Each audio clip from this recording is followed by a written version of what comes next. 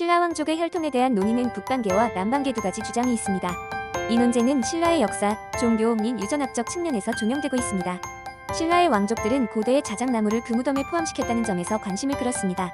자작나무는 북방 지역에서 주로 자라는 나무로 한반도 내에서는 북위 45도 이상의 지역에서는 자라지 않습니다.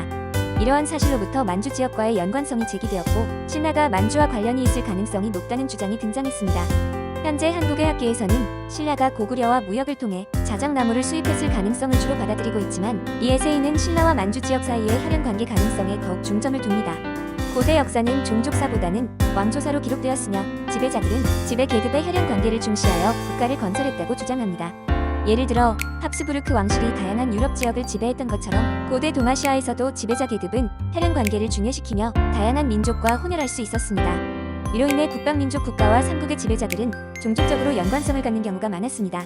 그런데 남쪽 경주의 신라왕들이 자작나무를 무덤에 심었던 이유는 무엇일까요? 자작나무는 북방에서 하늘과 인간을 연결하는 다리로 여겨졌습니다.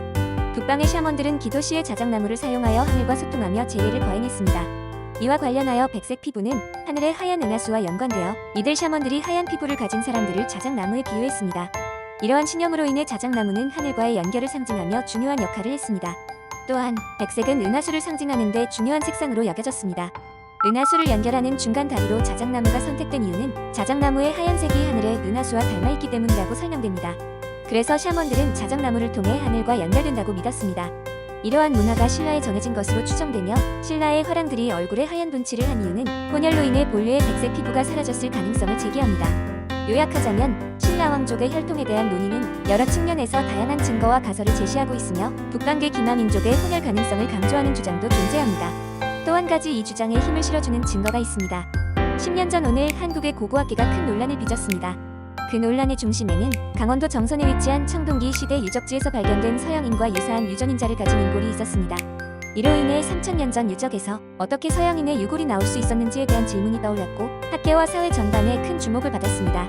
강원문화재연구소는 DNA 염기서열 분석 결과 이 인골은 유럽 계통의 백인, 특히 현재의 영국인과 유전자가 유사하다고 발표했으며 이 연구 결과를 국제적으로도 확인하기 위해 영국과 일본의 이 유골의 분석을 의뢰했습니다.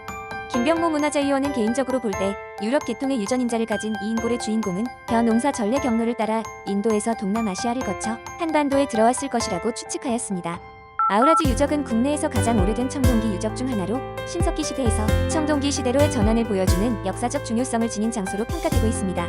아우라지 유적은 이렇게 중요한데도 국내에서 아직까지는 선사시대 유럽계 인골에 대한 구체적인 연구 결과가 부족한 상황이었기 때문에 아우라지의 서양인 유골은 당시 고고학자들에게 큰 과제로 남아있었습니다.